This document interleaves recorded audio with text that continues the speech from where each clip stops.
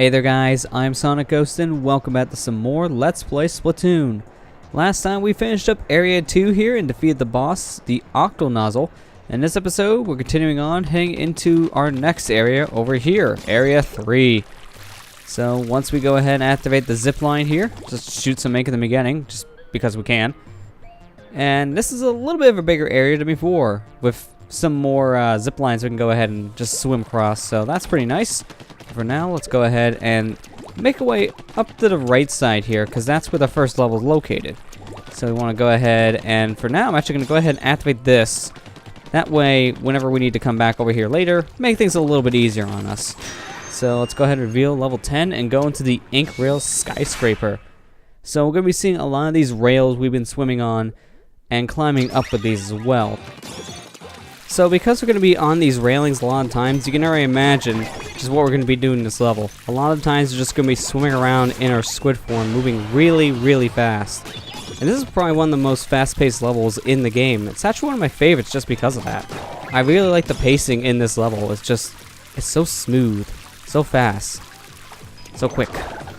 We're going to have some of these Octarians pop up once in a while though, but luckily, because we're going so fast and just getting higher ground to begin with anyways, jumping off these rails, it's not really that big of a deal to us because we can just easily avoid all of them. And obviously, just in this case, we can go ahead and surprise attack them right away, whether it be just a direct shot or by just using one of our bombs and distracting them, which is really helpful in this case. Also, I really liked how I got those guys stuck right away. That made my life so much easier. Right here in this railing, we have to climb up, and in order to do so, you gotta jump up.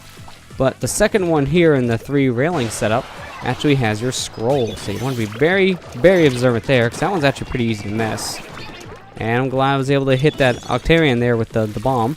I was honestly expecting that to miss. It's good that it did not miss. So right here, as you can see, we got a lot of Octarians to deal with. So let's go ahead and bring out the big guns and use the Ink Bazooka. So as you can see, my aim is pretty terrible with this thing. But you know what? Do your best with it. So there's another one we can go ahead and use here, but I'm actually not going to use it because I want to go ahead and save it for the end of the level. That way I get myself some more eggs for upgrades, since we don't have any armor in this stage and go ahead and grab. There might be some armor somewhere, but I have no idea where it would be, to be honest, if there was even armor here. So we want to go ahead and keep the Bazooka for the extra points this time around. Make our lives a lot easier for upgrades. I mean, when you think about it in the long scheme of things, 10 extra points for upgrades really isn't that much. But hey, it's better than nothing, right? So take it while you can, because really, upgrades in this game are very strict. As you can already imagine, just by how it's looking so far, I'm not going to be able to get every single upgrade to all my gear because it just would take a lot of grinding, and I'm honestly not able to really do that. With the creatures of the surface driven to extinction by rising sea levels, the ancestors of the Inklings were free to haul their 10-legged bodies up onto the abandoned land. This is how the Mollusk era began.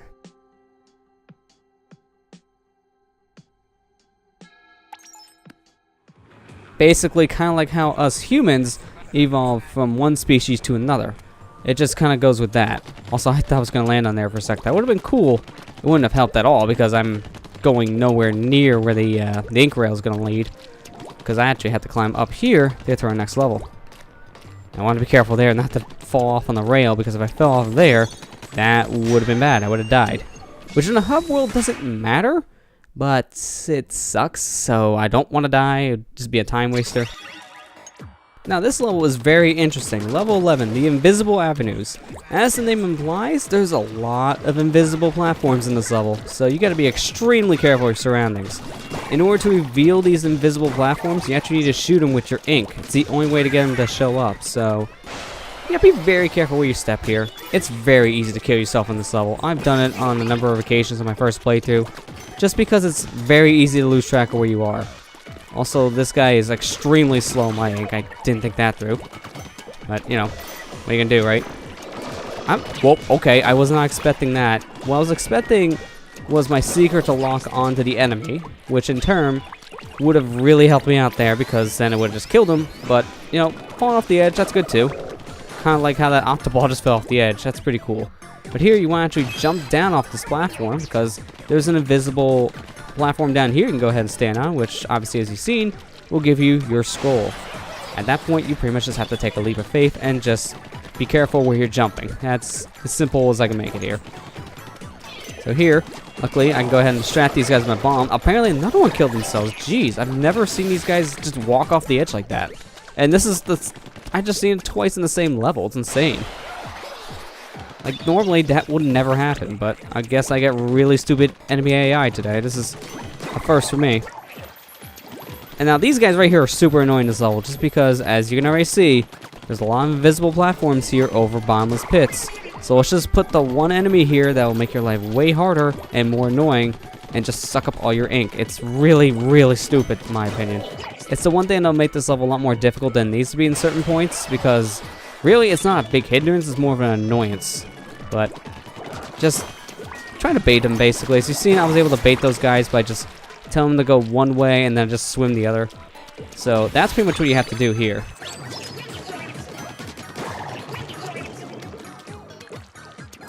Here in the end, what I like to do here is I like to distract these guys with my bombs, which will make my life a heck of a lot easier. And right here, I should be able to...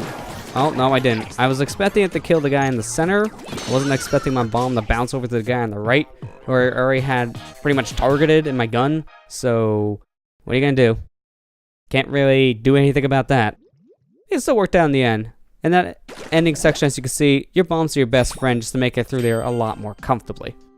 Twice a year, the Inkopolis Collection fashion show captures the hearts, minds, and wallets of the city's youth. Is there no room in these creatures' mind for anything but battle and fashion? The world may never know.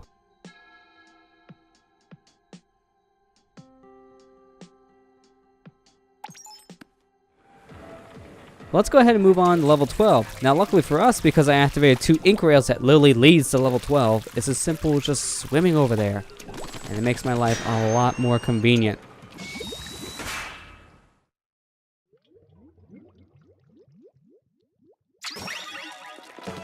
Now this level here, Flutter Junkyard, this one's probably one of the more annoying levels to deal with, because we're introduced with a new type of enemy here, these flutters. And they are really, really annoying to deal with. If they see you, they will charge towards you, and they are a one-hit KO if you get stuck underneath them. That is because their main mission in this level is just to cover the floor with their ink. And that's pretty much all they do, and they can't be killed whatsoever. So they're just a giant obstacle for you to deal with at all times. They're really, really annoying to deal with. Right here, I want to go ahead and jump off this ink rail. Doing so, I'll go ahead and get myself the scroll to level.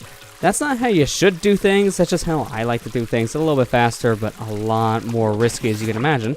So, be very careful when doing that. Trust me, I've died plenty of times just trying to do that fancy jump.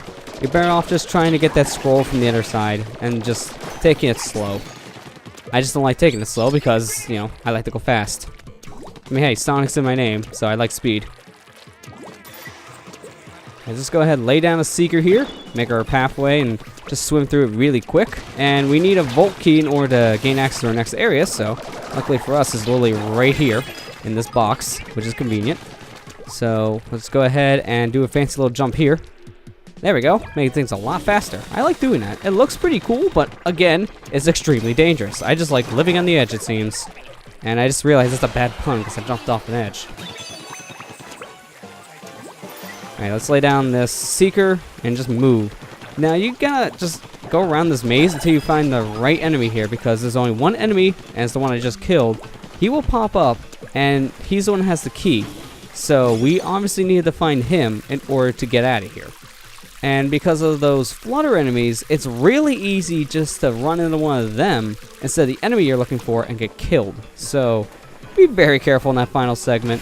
But right here, before you go on and get yourself your Zapfish at a level, you can go ahead and just jump down below it, and I'm having a really hard time trying to get back up here. This is insane. Thank you. I don't know why I had such a hard time getting up. That shouldn't have been hard at all.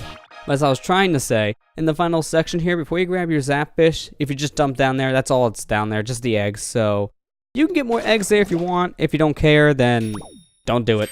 It's not worth it, in my opinion. I just did to show it off. The first battles of the Great War ended in victory for the Octarian forces. The diligent Octarians easily dominated the Inklings, who were unable to wake up early enough in the morning to defend themselves.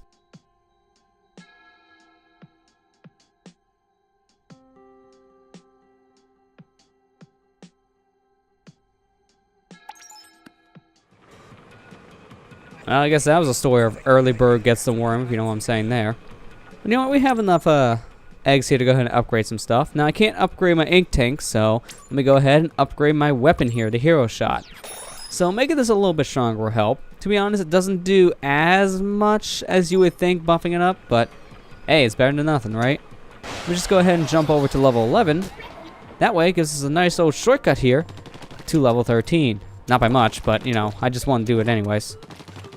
Actually, that was not faster at all, because now I gotta go back. Please ignore what I just did. I know how to go slow. This would have just been faster just to go this way. So I don't want to do that. There we go. Man, this is some great platforming right here. I'm doing a great job. Here's our level. Level 14. Wait a minute, that's level 14. Nope, I went the wrong way. See, this is my problem with the level order in Splatoon, because they're all over the place.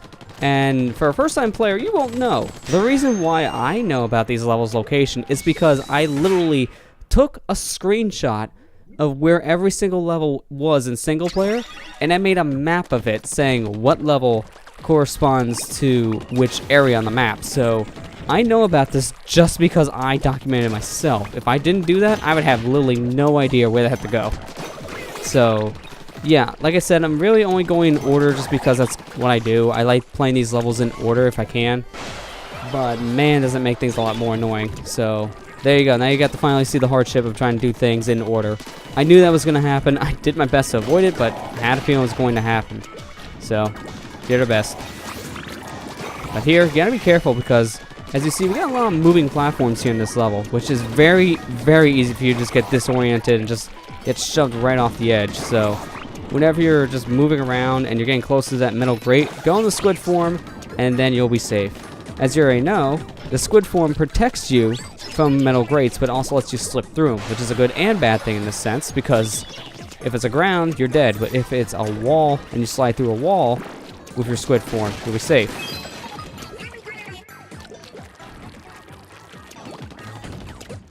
This section here I actually really do like. It's a cool idea because it's all timing based. You gotta be really fast about what you're doing here, since the walls move in and out. And because of that, you gotta be careful where you stand too, because it's very easy to get knocked off the edge. So let's just go ahead and fill up these walls with as much ink as we can. And then now, we can just continue on in squid form really, really fast. Let's shoot these balloons while we're waiting. Gives us something to do. And now we can continue on with the level. Oh, please be enough, please be enough, please be enough. It was barely enough, holy crap. I didn't think that was going to be enough ink to make the jump. Alright, be careful here. I'm going to go ahead and swap out to my normal bombs. Shoot this. And I got more armor, which, if you collect more armor, you can go ahead and upgrade how it looks. It doesn't really upgrade the strength by much, but it looks cooler.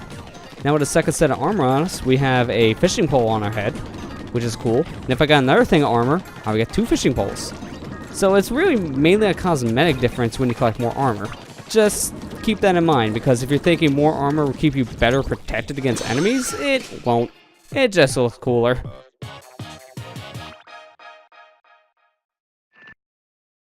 But there we go. Level 13 is done, and now that level 14 is opened up to us, we could just jump right to it. So us finding it early really wasn't that big of a deal. And to be honest, it's probably better just to look for the levels earlier like that, and then just jump to them when you're ready. Which I know a lot of people like doing. To me, I just like going level to level, like I've been trying to do. Heralded by loud explosions, the great octo-weapons quickly stormed the Inklings' central stronghold. Victory for the Octarians seemed to be all but certain, but due to a plug being carelessly pulled from its socket, their hopes were dashed. That is why you shouldn't ever unplug anything, or, you know, leave your cords in the middle of the floor. That's a bad idea too. But with that said, I'm going to go ahead and end the episode here. Next time on Let's Play Splatoon, we'll finish up Area 3 and continue on from there. I'll see you guys next time.